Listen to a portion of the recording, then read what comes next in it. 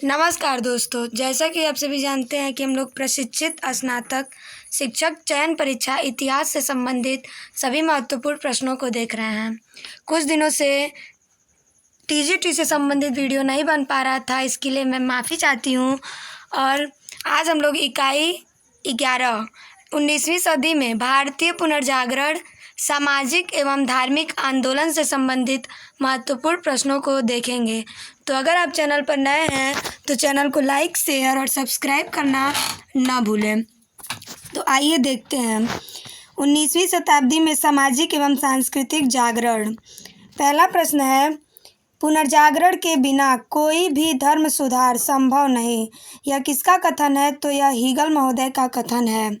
दूसरा प्रश्न है, 19वीं सदी में भारत में सामाजिक तथा सांस्कृतिक जागरण के लिए अनेक कारण उत्तरदायी हैं, जिसमें प्रथम कारण भारत में अंग्रेजी शासन की स्थापना थी। तीसरा प्रश्न है, अंग्रेजी शासन की स्थापना ने भारत के राजनीतिक, आर्थिक, सामाजिक एवं सांस्कृतिक जीवन को गहराई से प्रभावित किया।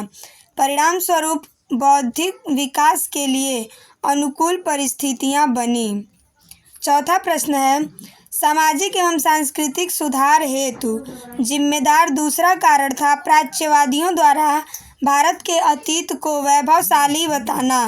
प्राच्यवादियों में प्रमुख थे sir William Jones, James Prinsep, Charles Wilkin एवं मैक्स मूलर। पांचवा प्रश्न है, उत्कृष्ट रचनात्मक साहित्य ने भी भारत के सुधार आंदोलनों के प्रसार में महत्वपूर्ण भूमिका निभाई।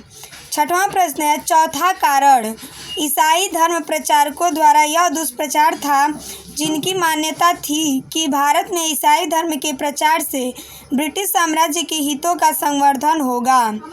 सातवां प्रश्न है, राजा राम मोहन राय प्रथम भारतीय थे जिन्होंने सबसे पहले भारतीय समाज में व्याप्त मध्ययुगीन बुराइयों के विरोध में आंदोलन चलाया। आठवां प्रश्न है, राजा राम मोहन राय वस्तुतः प्रजातंत्रवादी और मानवतावादी थे। उनके नवीन विचारों के कारण ही 19वीं शताब्दी के भारत में पुनर्जागरण का जन्म हुआ। उन्हें अतीत और भविष्य के मध्य सेतु, भारतीय राष्ट्रवाद का जनक, आधुनिक भारत के पिता और भारतीय पुनर्जागरण का जनक भी कहा जाता है। नौवां प्रश्न है, राजा राम मोहन राय का जन्म 22 मई 1772 को बंगाल के हुगली जिले में स्थित राधानगर में हुआ था। 10वां प्रश्न है, इनके पिता तत्कालीन बंगाल के नवाब के यहाँ नौकरी में थे, वहीं से उन्हें राय राया की उपाधि मिली थी। 11वां प्रश्न है, धार्मिक क्षेत्र में इन्होंने मूर्ति पूजा की आलोचना करते हुए अपने पक्ष को वेदोक्तियों के माध्यम से सिद्ध करने का प्रयास किया। इनका मुख्य उद्देश्य भारतीयों को वेदांत के सत्य का दर्शन कराना था। 12वां प्रश्न है, 1809 में राजा राम मोहन राय की फारसी भाषा में पुस्तक, यहाँ से प्रश्न आपकी परीक्षा में जरूर बनते हैं, तुहफात उल मुवाहिदीन मतलब एकेश्वरवादियों को उपहार का प्रकाशन हुआ। यहाँ से प्रश्न बनता है कि तुहफात उल मुवाहिदीन किसकी पुस्तक है? तो राजा राम मोहन राय की। और ये पुस्तक कब छपी थी? तो 1809 ईस्वी में। और किस भाषा में? तो फारसी भाषा में।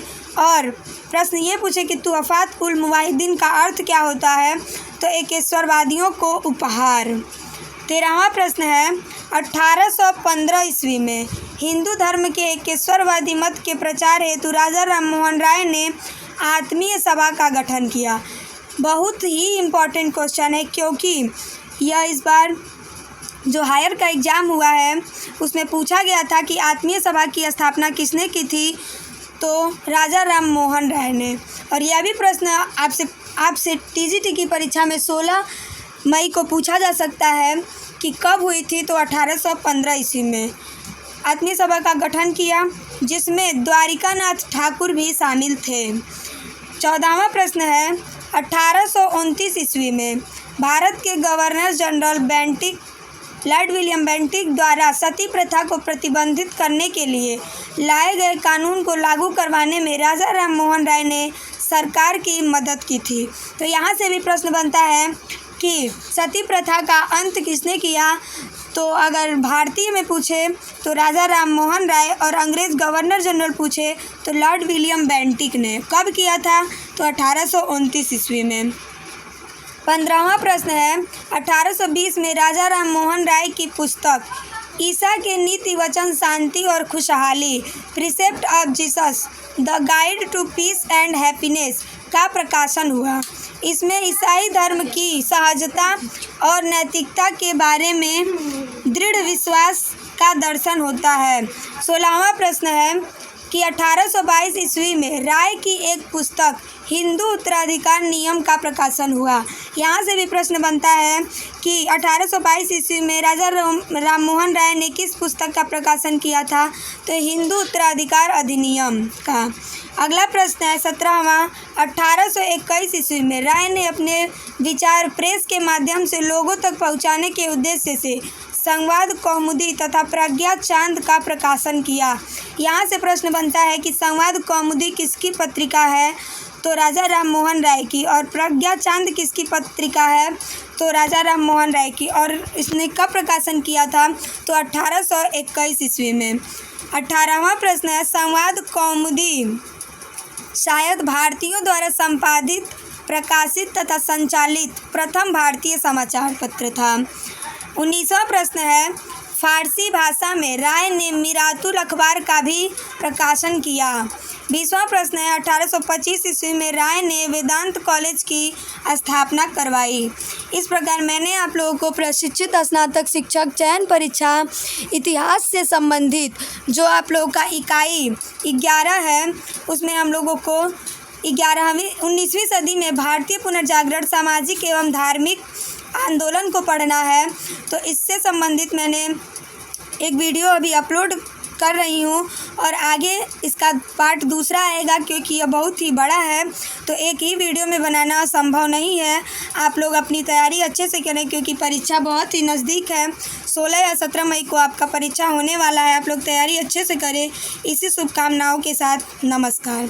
और अगर आप चैनल पर नए हैं तो चैनल को लाइक, शेयर और सब्सक्राइब करना न भूलें।